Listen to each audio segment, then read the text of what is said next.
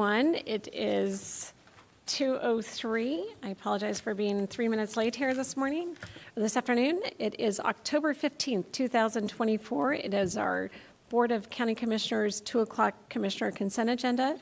Let the record reflect that no written comments were received for items on today's agenda. We will stand and start with the Pledge of Allegiance.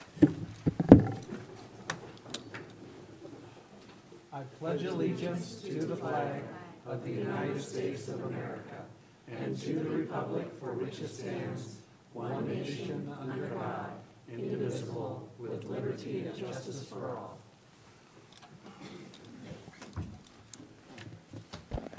Thank you. That will then take us to our open public forum. We do have 8 people who have signed up. One item that we did receive as written testimony that all the commissioners have received.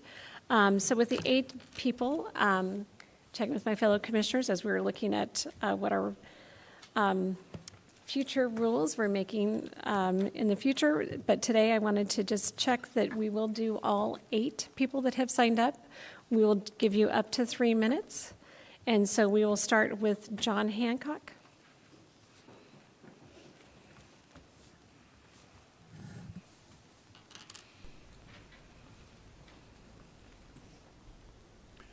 I'm John Hancock. I live at 3721 North Garfield Road in Spokane. My written notes have the date wrong. It's 10:15 and not 10:17. So if you please correct that. Thank you. I'd like to clarify that the West Plains Water Coalition will not be the main contractor in any of the proposed grants under discussion. Mr. French named 2 nonprofit prospects last week, and he's right about their capabilities as contractors for government work. That's not us. Not yet. Our role is helping design these grant proposals. We know a lot about the technology, the regulations, the funders, and the at-risk neighbors, as the enclosed map shows. That's the blue fold-out wells at risk on the West Plains. Remember, PFAS is ongoing trouble so far only in rural water, and homeowners need help one by one in circumstances that vary widely. That's far beyond the uniformities and monopolies of city water, and in which no urban service provider has experience. Also, please note that your own Department of Environmental Services has no West Plains activities. Your duty to help us is wider than just the airport zone. This is really challenging in many, many ways. Let us help, please, in that project. Our free public meeting on October 21st, all about home PFAS filters, will be educational for anyone involved in PFAS grants planning. That's next Monday at the Hub, also available live stream. PFAS funding through Washington State will require conformity with the Healthy Environment for All Act, known as HEAL, H-E-A-L.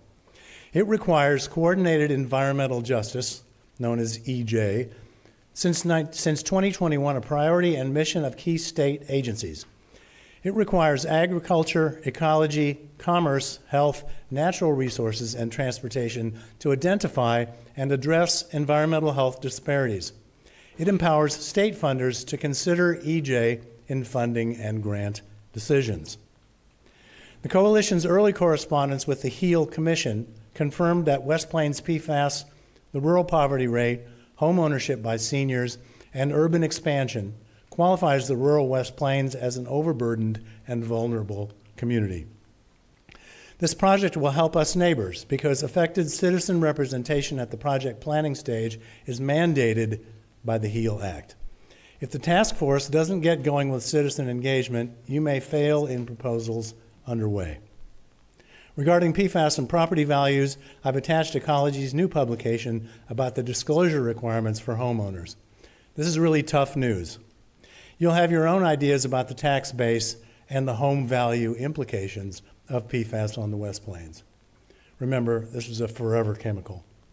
Let's get going on the idea of the task force. 2 minutes with you each week is not enough. Thank you. Thank you. Next I have Nick Sharp. I'll let you make sure you state your name properly for the record when you come down.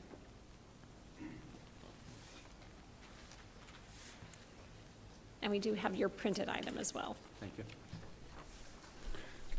So what I gave you was, or what I'm going to read today is an abbreviated version of what I gave all of you. Okay. And if you state your name in your 3 minutes. Nick Scharf, and I live on West Trails Road, Spokane. Commissioners, the situation on the West Plains is dire. The water in many of our wells, including mine, are polluted with poisonous forever chemicals.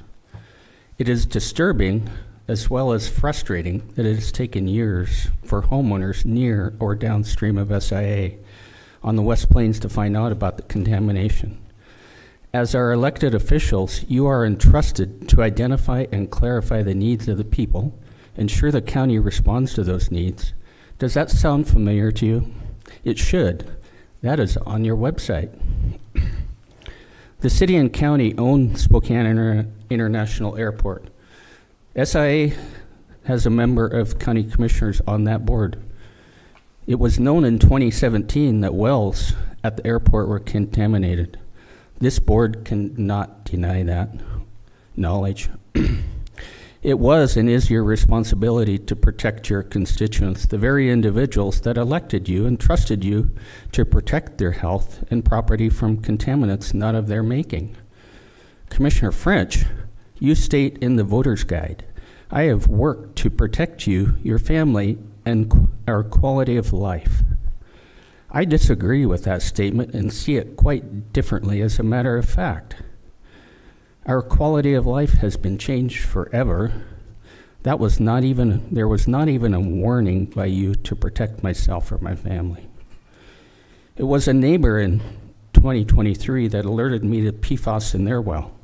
I've tested all our wells on all our properties, testing very high, I might add, forever chemicals. Due to the positive well test, the nearly century-old farm that's been in the family for nearly that long is no longer a source of food to the community or a source of income for our family. My property taxes continue to increase, however. Income needed to help pay those taxes once derived from the land has been severely impacted. This issue is too big, too complex, and too important for only one person or one board to resolve. Collaboration is essential and to regain trust. All private well owners deserve immediate remediation like the city of Airway Heights received. And what about the health impacts? I had my blood tested, as did my wife. Both of us very high with the forever chemicals. So uncertainty is certainly in our future. In the name of the game. PFAS is not just a West Plains issue. It's found in Spokane City water, Deer Park, and many other areas near airports. Public records show that the on-site wells at SIA were contaminated in 2017. Thank you. Your time is up. Thank you.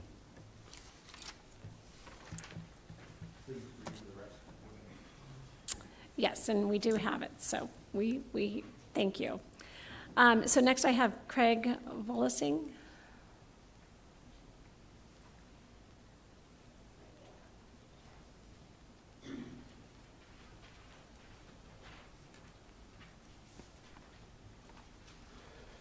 Good afternoon, everyone. I'm Craig Voling, still on North Grove Road, no change in address. First, I would like to thank you for any of your efforts and accomplishments you have made, individually or as a board, in developing a task force to address the PFAS problems we residents of the West Plains continue to face. Anything you've been able to do since a week ago, individually, collectively, appreciate it. We do not expect just you folks to solve this for us.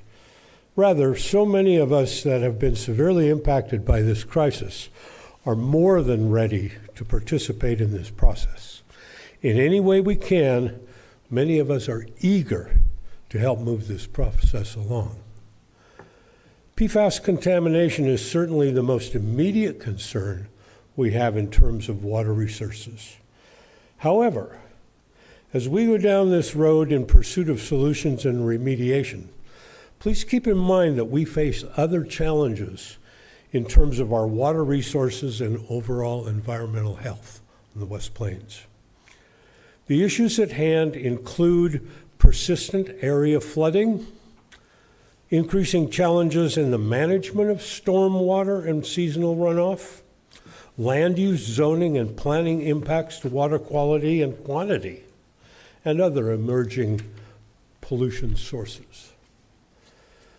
Again, PFAS pollution is the challenge we must address first. But we hope you will all keep in mind that these other problems are persistent and continue to loom on both near and somewhat more distant time horizons. That said, as we build this task force, let's be mindful of the extent of the problems we face. Let us build a task force here that will be nimble and capable of addressing subsequent water challenges and beyond. As we grapple with these many issues, the idea of a countywide aquifer or water resources protection district begs careful consideration. And once again, I have time, we ask that you move these meetings from workday afternoons to evenings. And we'd love to see this matter on one of your planning or consent agendas sometime soon. Thank you. Thank you, and for the record, we do have your written statement as well. Next, we have Mary Benham. I'm going to pass, thank you. Okay, thank you. And then I have, is it Laura Ackerman?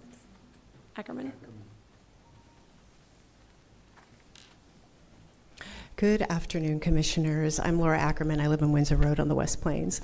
I want to briefly address Resolution 20-0175 on Rules of Conduct, 9 March 2020. Quote, speakers may allocate their 3 minutes to another speaker, provided they so indicate on their sign-up sheet or at the time they are recognized by the chair.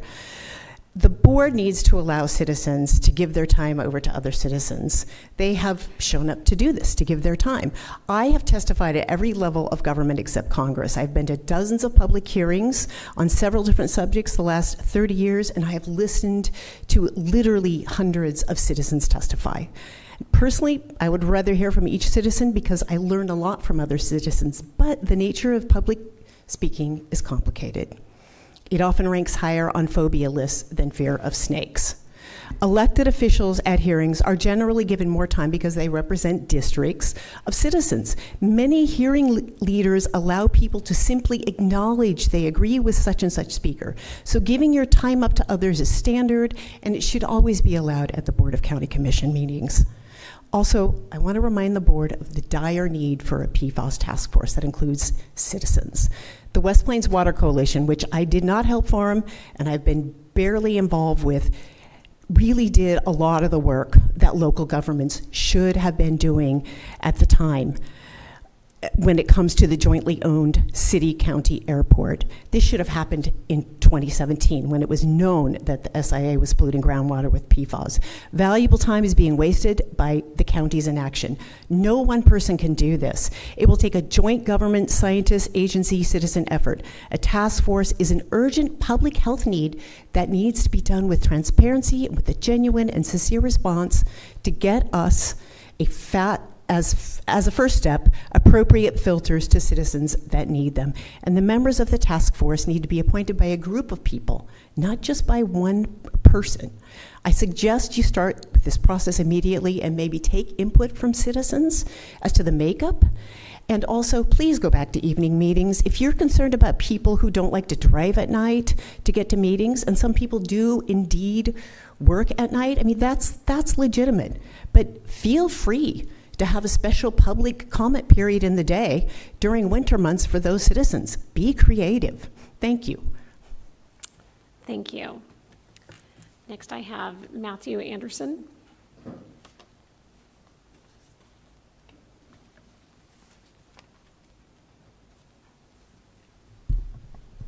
Okay, greetings. Good afternoon. I'm Matt Anderson, a professor in urban and regional planning at Eastern Washington University. I live in Qualshan Hills, Latah Valley there, and I'd like to comment on the proposed new developments in the area. In terms of wildfire resiliency planning, the accepted wisdom today is that there should be no new development in what's called the wild and urban interface, essentially where the urban and natural realms meet, which is essentially the entire Latah Valley. With that said, any new development that does go in should meet existing wildfire resiliency design principles, such as significant buffer zones of non-combustible vegetation between houses and surrounding developments. Houses should be built with fire-resistant materials, especially the roofs and the exterior walls. As little use of wood as possible. No wooden decks or fences. Multiple access routes in and out of development is required to enable efficient evacuation during wildfire events. So there's a lot more to say about this, but suffice it to say that little to nothing about Eagle Ridge or Qualshan Hills, or really throughout the whole valley, meets these requirements in any significant degree, as far as I can tell. And the limited access routes currently spells an evacuation nightmare waiting to happen in that area. However, much can be done to retrofit the area with wildfire-resistant features, most notably clearing the perimeter of developments of combustible vegetation, enhancing the number of access points. Stevenson Ranch, California did this some 20 years ago and was spared completely during a fire that took out surrounding towns. So this is a possibility that I would recommend being considered. And while I understand the argument that new development could be the vehicle via TIF funds to support such retrofitting projects, I feel compelled to say that not meeting established wildfire resiliency standards in any new developments would be quite irresponsible. Okay, I've got a minute left. It's hard. How much can I say in 3 minutes? And yes, we do need much more housing in the region to combat the housing shortage and the affordability crisis. So there's competing, agendas going on here. But what we need most is housing that's affordable to low-income households. What surely, I'm guessing, would not be built in the Eagle Ridge area. The notion that any new housing will bring down prices across the board, I have to say, is not really supported by empirical reality, if you've heard of that argument before. It's a common myth in the development community that justifies building more affluent housing in the name of helping everyone. The actual evidence, though, does not suggest that this actually or necessarily happens, as housing market dynamics are much more complex than this. In no way is this a foregone conclusion. 10 seconds. Seattle's a good example of how this doesn't really. The building boom for the last 10 years, prices have never been higher. Okay. I'm done. Thanks. Thank you, Mr. Anderson. Next, we have Judy Lucy? No, Luce. There we go. See? I'm going to let you state your name for the record. Mm-hmm. So my name is Judy Luce, and you can also call it Luce, so Luce or Luce. And I'm at 822 Kelsey Street in Medical Lake. And last week was quite an experience attending the public forum. I heard what seemed to be quite a few negative comments, and so today I'd like to bring forward a message of gratitude. I'd like to thank the board, and in particular Mr. French, who seems to be a very prominent or very much involved board member. And my appreciation is on the topic of taxes. Thank you for not raising our property taxes for the last 2 years. Mr. French, as a very involved commissioner, you truly understand the financial burden we are facing from inflation and from special interest taxes that the state or city wants to thrust upon us. All of the new jobs and new construction you have brought and continue to bring is growing the tax base for the county without increasing my property taxes. And I appreciate the hard work you do and your service to your constituents. Thank you. Thank you. And last, I have Susie Hokinson. Yes, you are just fine. Susie Hokinson, 1315 West Woodside Place. Again, I want to share a land acknowledgement. This is the one from the League of Women Voters of Washington. The League of Women Voters of Washington acknowledges that the land known as the State of Washington is on the homelands of the native peoples who have lived here from time immemorial and who have long resiliently resisted the ongoing harms of colonization. The League expresses the deepest respect for and gratitude towards these original and current caretakers of the region. While we honor the past, we will diligently work to listen to and amplify the voices of Indigenous people, to partner with the tribes and the Indigenous people on policy and other issues important to their welfare, to educate public about tribal treaty government and welfare issues, and to respect the sovereignty of tribes and their rights to self-determination. There are many, many of these that we can kind of follow. I had this ready yesterday, and then I was at City Council last night, and I got a pain. And I just got myself up the steps and got in the car and went to Holy Family Hospital. And I invite all of us, anytime you have any questions about your health, go. And I passed everything. Everything was just really fine. There was no issue at all. And that's why I was 2 minutes late. I just barely got here. But I had to come, Josh, because I can't come tonight. Because I was in the emergency room, and at 4 o'clock in the morning, I moved to my real room, so I probably slept about 3 hours. And I haven't seen much advertisement about tonight's meeting. So I had to come just to make sure you knew. And thank you all for serving. Thank you. Look at it can be 2 minutes. Thank you, Susie, and we're glad that you're doing well. Okay, that then ends our open public forum. So then I will look to my fellow commissioners. We are striking item 3A from today's agenda. So 3A is being stricken from today's agenda. And with that then, I will look to my fellow commissioners. Madam Chair, I move that we approve item 3B, item 4A, 5A through C, and item 6A through M. Second. I have an motion and a second. I'm not going to decide what the tie is, so I'll let the clerk. So with that, I have a motion and a second. Is any other comment on any items? Seeing none, the motion is to approve items 3B, 4A through 4A, 5A through C, and 6A through M. Seeing no further comment, all those in favor, please signify by saying aye. Aye. Aye. Motion passes unanimously. That will then take us to our next items, which are item 7, which is several public hearings that we have. So we'll be starting with 7A, which is in the matter concerning the proposal to dispose of certain miscellaneous personal property by auction, recycling, or destruction, project number P14186. And I see Carrie Mazzano. Yes, hi, I'm Carrie Massano, buyer with the Purchasing Department.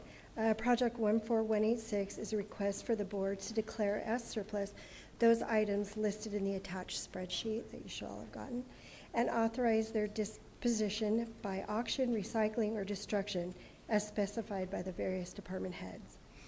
All IT items have been approved by the Information Technology Director, and after salvaging any usable parts are being recycled. I'm respectfully requesting that you approve these items and their dispositions. Thank you. Thank you. Any questions for Carrie? Seeing none. Okay, this is an open public a public hearing item, so I'm going to open it up for public hearing on item number 7A, as just presented by staff. Second call for anyone wishing to testify on 7A. Third and final call. Seeing no one online and no one in the audience, I will close the open public hearing on 7A and look to my fellow commissioners. Madam Chair, I move that we approve public hearing item number 7A in the matter concerning the proposal and dispose of certain miscellaneous personal county property by auction, recycling, or destruction, project number P14186. Second. I have a motion and a second. Is there any further discussion? Seeing none, all those in favor, please say aye. Aye. Aye. Motion passes unanimously. That will then take us to Mr. Zarakor is going to come up to speak to 7B, to consider the establishment of Thor Street in the Platte Ewell addition. Flip over here. County Engineers, road file number 2688 for the Spokane County Public Works Department. Thank you, Commissioner. Yeah, so here today to talk about a number of establishments. The first one is Thor Street. It's up on the South Hill. You can see 57th Avenue there, and at the right edge of the aerial, you can see our new roundabout location at Freya and 57th, which recently was completed. Turned out very well, I might add. So regarding this, this is an unusual one. It's quite a bit older than most of our establishments. This subdivision was built, I believe, in the mid-90s. Most of the homes are in the late 90s. And from what I could put together, basically there was an issue. There's a concrete cross gutter mid-block there that the maintenance folks at the time didn't like. And when it came up as an issue, the establishment didn't take place, and then it just fell through the cracks. So we're trying to catch up. This should have been established a very long time ago, and it wasn't. And we did get one letter from a concerned homeowner along the roadway, and I'd like to address a couple of those issues. They were hearing mixed messages, I believe, from our department, so I apologize to them for that. They were hearing it may be a private road and it may be a public road. It is indeed always intended to be a public road, but in essence, until we establish them, they are private roads. So it's a confusing topic. I don't debate that. The road, when it was originally put in, it was platted, and the right-of-way was dedicated 50 feet wide, so it's been existing all that time. And when it was built, the approved plans showed it as a public road, and it was built to our public road standard. So it was always intended to be public. And the homeowner had also expressed concerns about speeds on the roadway, which we hear a lot, and that is a valid concern. People going too fast through the neighborhood, especially during construction. I think people cut through quite a bit, and that kind of brought it to the forefront for the neighborhood. And they'd asked about speed bumps. We don't generally, actually we don't ever allow speed bumps on public roads. A couple of different reasons. One, people driving too fast usually can hit them, lose control, and have an accident. And also for our folks in the snow plows, from a maintenance standpoint, they can't see them in the snow, and when they hit them, it is very jolting, to say the least, when you're in a plow truck. So for those reasons, we don't allow speed bumps on public roadways.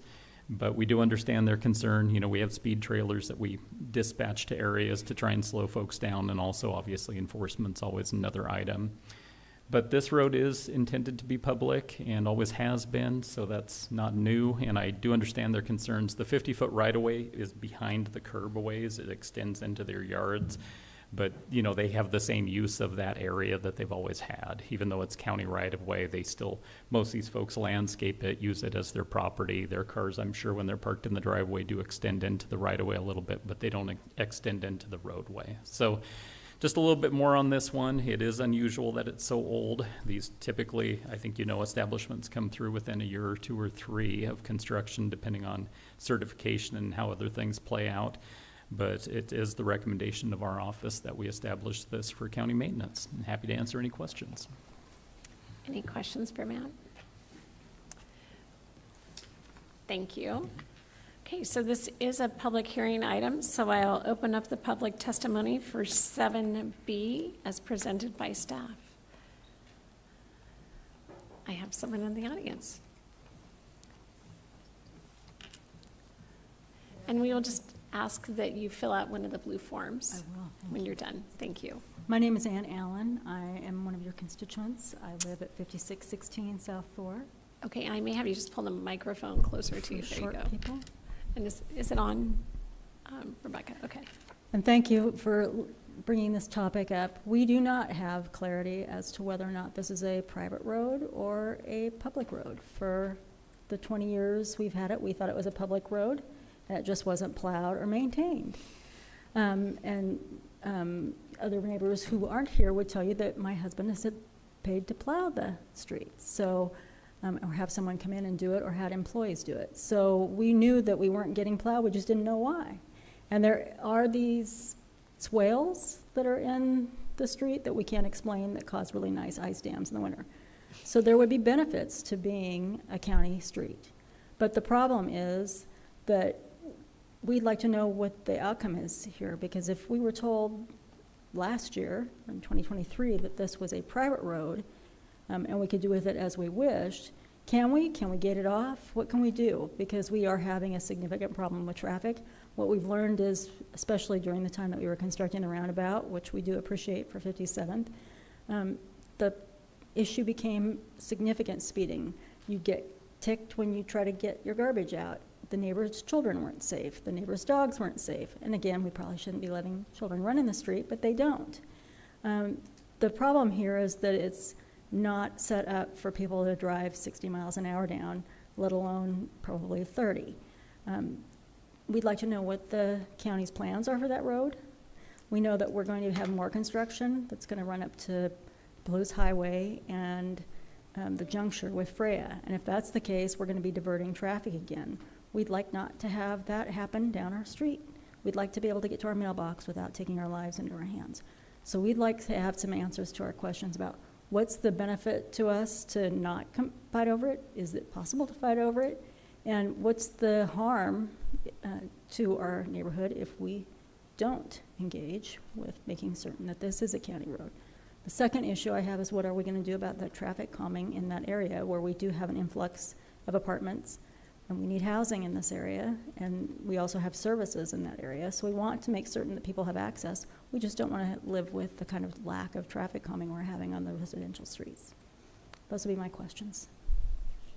Thank you. Thank you.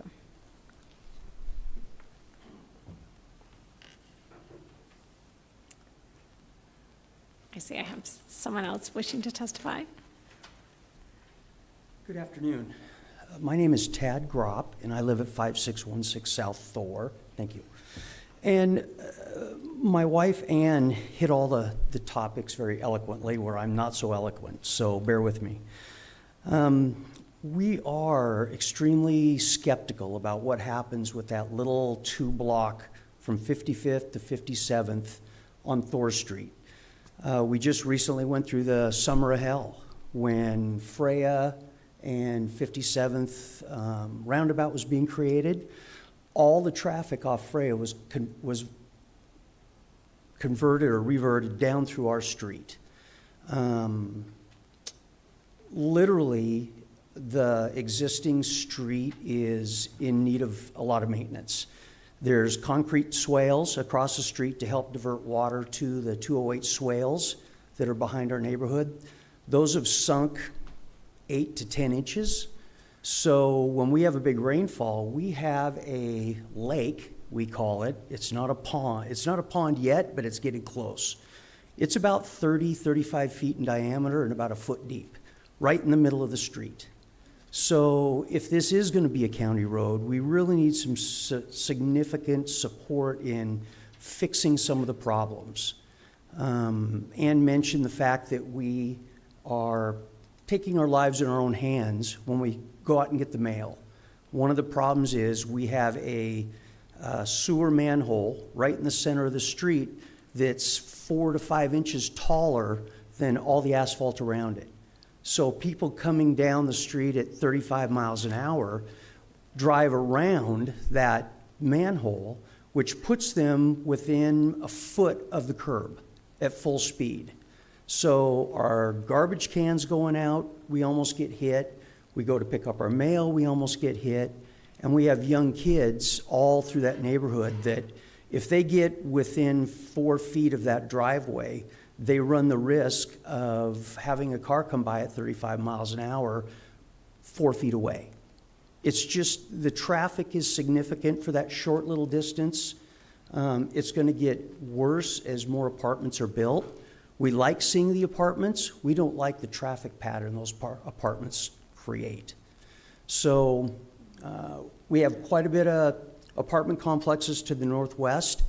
If any of those people want to go to Safeway on 57th, they come down our street and they return on our street. That's just a lot of traffic for a little 2-block area. Thank you. Thank you. Is there anyone else wishing to testify on item number 7B?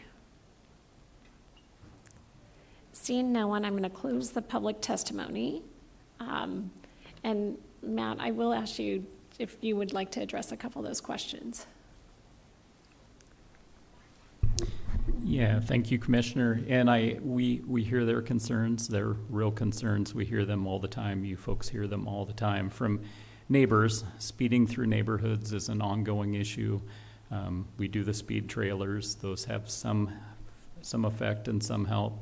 Enforcement is always an option too, but we're seeing it everywhere. We're seeing people driving at higher speeds, and traffic volumes are getting higher just from density being driven up, and this area is no different than that. We definitely understand their concerns. Traffic calming has a lot of its own challenges. We don't currently have a traffic calming program at Spokane County. There are competing interests. You know, oftentimes the ideas for calming traffic down also make roads very difficult to maintain and also decrease the life of the road. So those are a couple of challenges inside of that. Not to say there aren't options out there, but we just currently don't have a program or funding for that program. So that's something we could look at going into the future. But for right now, this road, I would hope that a lot of the challenges they were seeing, you know, they call it the summer from you know where, and I can understand that because we did shut down Freya in that intersection, and people getting around that intersection, Thor would have been an easy place to get through. So I'm sure they had more than their fair share of traffic. I don't believe it was a formal detour. It was just they find the path of least resistance and folks drive where they drive. So I hope a lot of that is remedied by the roundabout being open. Obviously, it stops at the north and south end, so it's not a cut through for a long ways. It's just trying to get from 55th to 57th. We can keep an eye on that. We could even do traffic counts on it and see what we end up seeing over the year. But that's kind of where we're at on traffic control. In terms of the, go ahead. I was going to ask, in terms of the sewer, I don't know. I can't. Yes, yeah, the sewer manhole. If that's if that's higher than the asphalt, though, that's an issue that we would have to fix. Yeah, you know, we see this a lot. I mean, honestly, hearing that the concrete cross gutters had settled the way they have, that's why our maintenance folks had the reservations and why it never established originally, because concrete cross gutters are a problem on roadways. Mm-hmm. So that's something we'll have to look at. In all likelihood, they have to be pulled out and repaved back with asphalt so that they don't settle differentially from the roadway and that the drainage gets to where it needs to be, which is off the road, because we don't want an icy situation in the middle of the road. So, you know, it's one of those things where we don't love what we're buying here with establishing this roadway, but it was intended to be a public road. You know, the county has the resources to make these improvements to fix the drainage issues they have going on. The manholes, when they're out of tolerance like that, this is City of Spokane sewer, so we could talk with them about getting the adjustment to the manhole made so that it's on grade with the roadway. And then, because currently it's a private road until it comes into our system, or I guess No, that's what I'm just trying to make sure. It's just a non-established public road, Okay. which means we just haven't formally taken over the care of the roadway. It's always been a public road. It was always intended to be a public road, and I do apologize if they were getting mixed information from our office. It is a very confusing thing when roads aren't established. What are they? Because we aren't maintaining them, but that is in fact just a non-maintained county road. Thank you. You bet. And Matt, just to confirm, in your original presentation, you said that the right-of-way has been dedicated. That road is on county right-of-way, correct? Correct. You know, when the plat was originally platted and the lots were created, that's when the right-of-way becomes dedicated. So it's always been a 50-foot right-of-way. It's always existed since the plat was finalized before any of the homes were built. Okay. Thank you. You bet. Thank you. Could I ask? Yes, go ahead. Commissioner Thank you, Walter. Madam Chair. Just so, ultimately, I know that this is a correction in our street map, basically, for the county, our road map, but there's no downside that you can see. I'm trying to understand if by adding this as an official road, even though it was always a public right-of-way, is there a benefit to the homeowners to get better maintenance and traffic controls and things that maybe would not have been received before if it wasn't part of our map per se? Correct, yeah. Okay. Until it's taken over for maintenance, we wouldn't spend our resources maintaining the roadway or making improvements to the roadway. So if there are issues that have been discussed, it's a Yeah. benefit that it becomes officially part of our roadway. Yeah, once it's taken over, once it's established and taken over for county maintenance, then we have the ability to spend county resources maintaining that roadway. Okay, thank you. And we will take over plowing of the street too. I know that was referenced, that they have been paying someone to, now that if this is brought into the road network, we would then take over plowing, correct? That's correct. Okay, just wanted to make sure that was clear.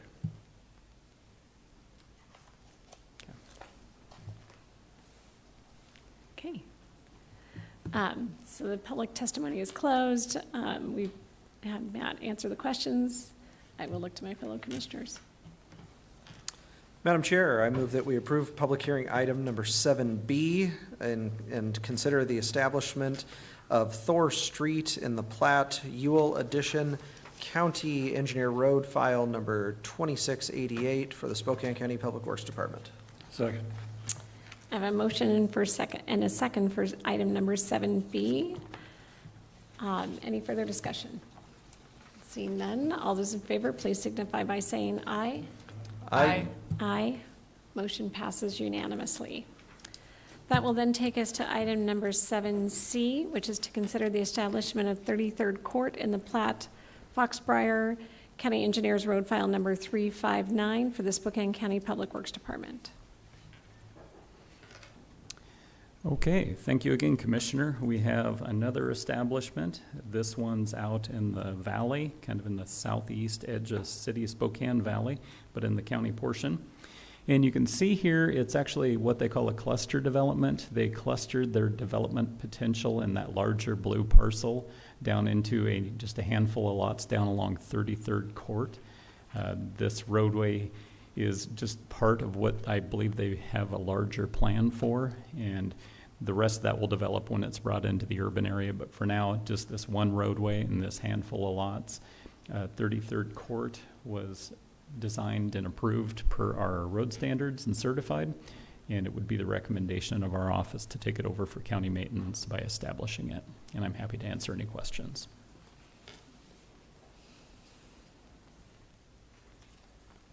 No questions at this point, but this is a public hearing item, so I will open it up to public testimony on item number 7C. Seeing no one in the audience, second call for anyone wishing to testify on item number 7C. Third and final call. Seeing no one in the audience and no one online, I will close the public testimony and look to my fellow commissioners. Madam Chair, I move that we approve public hearing item number 7C in the establishment of 33rd Court in the plat Foxbriar County Engineers Road File number 359 for the Spokane County Public Works Department. Second. I have a motion and a second for item number 7C. Any further discussion? Seeing none, all those in favor, please signify by saying aye. Aye. Aye. Motion passes unanimously. That will then take us to item number 7D, which is to consider the establishment of Bell Road in the plat Northwest Vistas, 3rd Edition, County Engineers Road File number 2507 for the Spokane County Public Works Department. Mr. Zarakor. Thank you again, Commissioner. This might be the smallest establishment I've ever done. This is a very small infill plat. You can see Northwest Vistas 3rd Edition. It is the 4 lots that you see there, and the driveway serving 3 of them off of Bell Road. And this is a very small connection from one existing neighborhood up in the city of Spokane Valley down to Morningside Heights Drive. So it's just that red line, Bell Drive. And it was, again, designed and built and certified in accordance with our road standards. And it would be the recommendation of my office to go ahead and establish that for county maintenance. Happy to answer any questions. I'm not seeing any questions. Okay, this is another public hearing item, so I'll open up public testimony for item number 7D on today's agenda. Seeing no one in the audience and no one online, second call for anyone wishing to testify on 7D. Third and final call for anyone wishing to testify on item number 7D. Seeing no one online and no one in the audience, I will close the public testimony and look to my fellow commissioners. Madam Chair, I move that we approve public hearing item number 7D and and accept the county engineer's recommendation to establish the establishment of Bell Road in the plat Northwest Vistas 3rd Edition, County Engineer Road File number 2507 for the Spokane County Public Works Department. Second. I have a motion and a second. Is there any further discussion? Seeing none, all those in favor, please signify by saying aye. Aye. Aye. Aye. Motion passes unanimously. That will take us to then item number 7E, to consider the establishment of Rich Avenue in the plat Pasadena Meadows County Engineers Road File number 1826 for the Spokane County Public Works Department. Mr. Zarakor, take it away. Thank you again, Commissioner. Next slide. There you go. Thank you. So this is a small infill project in the Upriver Drive area. You can see Upriver at the north end of the aerial there, and this is just an infill project that took some acreage in the middle and developed it. And the red line there is Rich Avenue, and it was again designed and constructed in accordance with our standards and certified. And it would again be the recommendation of my office to go ahead and establish that for maintenance by Spokane County. And again, happy to answer any questions. I'm not seeing any questions. So I will then open it up for public testimony on item number 7E, as just presented by staff. Second call for anyone wishing to testify on item number 7E. Okay, seeing no one online and no one in the audience, I will close the public testimony on 7E and look to my fellow commissioners. Madam Chair, I move that we approve public hearing item number 7E and accept the county engineer's recommendation and establishment of Rich Avenue in the plat of Pasadena Meadows, Spokane County Engineers Road File number 1826 for the Spokane County Public Works Department. Second. I have a motion and a second. Any further discussion? Seeing none, all those in favor, please signify by saying aye. Aye. Aye. Motion passes unanimously. That will then take us to item number 7F, to consider establishment of Selkirk Estates Road and Selkirk Estates Court in the plats Selkirk Estates Phase 1 and Selkirk Estates Phase 2. County Engineers Road File number 02940 for the Spokane County Public Works Department. Mr. Zarakar. Thank you again. Last but not least, Selkirk Estates, and find myself wondering what Derek and Ben did to get put behind me on the public hearing docket today. But this one, you can see, is also out in the South Valley off Chapman Road, and the red lines there indicate the portions of the roadway that we're proposing for establishment. And these roads were again designed, constructed, and certified per our public road standards. And again, happy to answer any questions you may have. Well, to answer your question, you took a vacation. Yep, we'll put that on me. I'll own it. Never do that again until spring. Seeing no questions up here. So this is a public hearing item, so I will open it up for public testimony. So anyone wishing to testify on item number 7F? Seeing no one in the audience, no one online. Second call for anyone wishing to testify on item number 7F. Third and final call for anyone wishing to testify on item number 7F.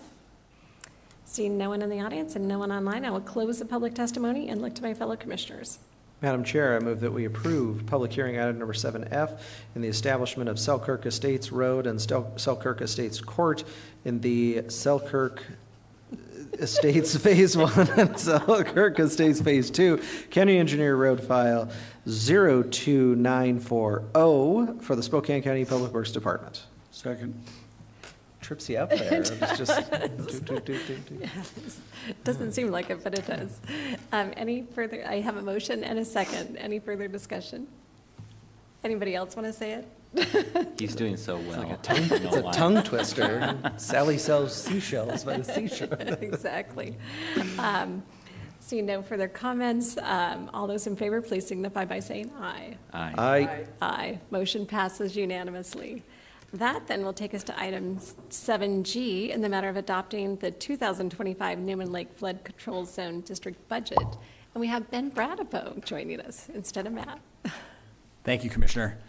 As part of the annual budget setting for the Newman Lake Flood Control Zone District, a public hearing today and I'll present some information about the budget. This is the key points to it, and the first one there is that there's no assessment increase, so we're retaining the same budget. The collected funds from the district would remain the same this year. The second bullet is to implement the large water quality improvement project that we're working on in process now. And the majority of the funding comes from the ARP, federal ARP funding, but we also have funding from state capital grant, and then district funds are included in there.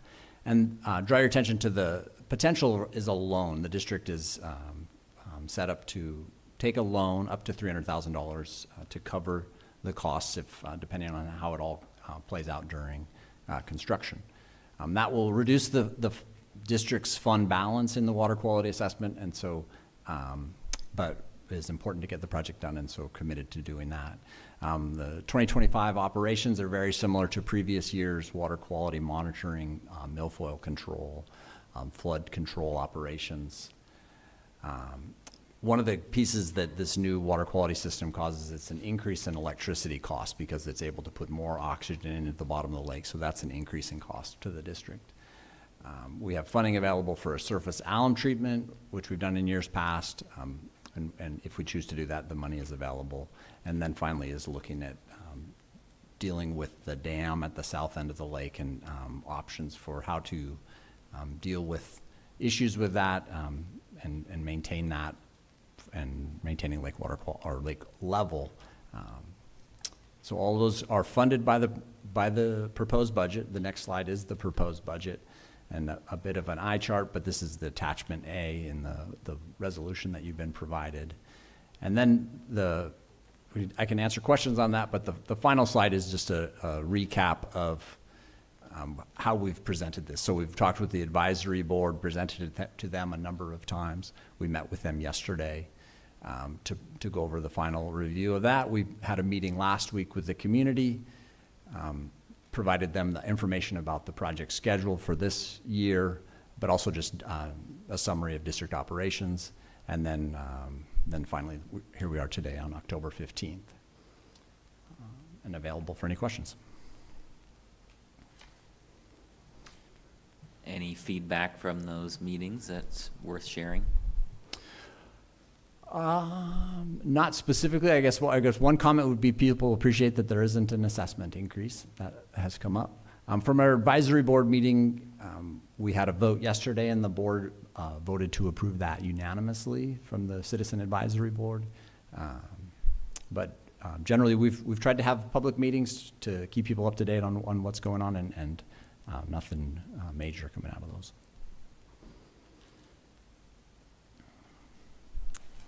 Okay, so this is a public testimony item, so I will open up the public testimony for item number 7G for anyone who'd like to testify on the Newman Lake Flood Control Zone District budget. Looks like we have someone online. So Leanne Gould, if you would like to. Yes. You will, yeah. You will have 3 minutes. Go ahead. I get 3 minutes. Is that what you were going to say? Yes. Yes, you do. Okay. All right. Good. I'm Leanne Gould, and I'm the chair of the Newman Lake Flood Control Zone District Advisory Board. And thanks for letting me talk to you today. First, I just want to tell you thanks so much to Ben Bradabo and to Derek Villar for their excellent work in the district. They've just been really knocking it out of the park, and it's much appreciated. And I also wanted to thank you all for granting the federal ARP funds to help us with this really important water quality project that should significantly help the lake as soon as it gets operation. And then I'll also tell you that the advisory board, as Ben already just mentioned, did unanimously approve the budget as it was proposed by the county. But I want to take a couple minutes just to talk about Newman Lake a little bit, if I can. As we know, it's a really important public source of recreation in the Spokane County. People swim, they boat, they fish, they ski, they wake surf, they tube, they kayak, what else? Canoeing, paddleboarding, they even hike, and a lot of people even ride their bikes around the lake. So a lot goes on out at Newman Lake. It's a really important public resource. As you know, it's the largest lake by far in Spokane County, almost double the size of Liberty Lake, which is the next largest lake. And with that comes that it's kind of surprising. The Department of Fish and Wildlife did some measurements to find out how many people actually use the public launch. It turns out they did this in 2022, that there's almost 59,000 visitors to the public launch at Newman Lake every year. And we know from some other data that almost all of those are from Washington State, mostly from the Spokane area. So this is a really important resource for us, for the people here. And that doesn't even include the other 7 private launches or all the visitors that come to everybody's residences. But given that almost 59,000 users, I'd like to point out that there's only 767 people that pay water quality assessments. So it's a really disproportionate number of people that pay it. So as you know, our water quality has degraded recently, and we're taking strides by putting in this new oxygen system. We've done some septic work. We've got education programs. We put in beaver dam analogs and a number of things. And we're very active to do that. But we need your help. We greatly appreciate the ARP funding that you've approved, but we're going to have a $300,000 shortfall. And so we're asking, and we hope you will support us, that you will fully fund with any additional ARP funds that may be available, so the 767 people don't have to pay for everything that takes place on the lake. As you can tell, with that many users, there's a lot of people that enjoy the lake, and that's how we want it. And we want to keep it healthy so they can. Thank you. Second call for anyone wishing to testify on item number 7G. Third and final call for anyone wishing to testify on item number 7G. Seeing no one in the audience and no one else online, I will close the public testimony and look to my fellow commissioners. Madam Chair, I move that we approve public hearing item number 7G and adopt the 2025 Newman Lake Flood Control Zone District budget as presented by staff. Second. I have a motion and a second for item number 7G. Any further discussion? Seeing none, all those in favor, please signify by saying aye. Aye. Aye. Aye. Motion passes unanimously. That takes us to the end of our agenda. Is there anything else to come before the board, Mr. Simmons or Mr. Anderson? Nothing from me, Madam Chair. Nor from me. Okay. With that then, I will close the meeting. We'll adjourn. We do have our public hearing item, our special meeting on the budget tonight, which will be a public hearing continuation. So hope to see you back at 5:30. Thank you all very much.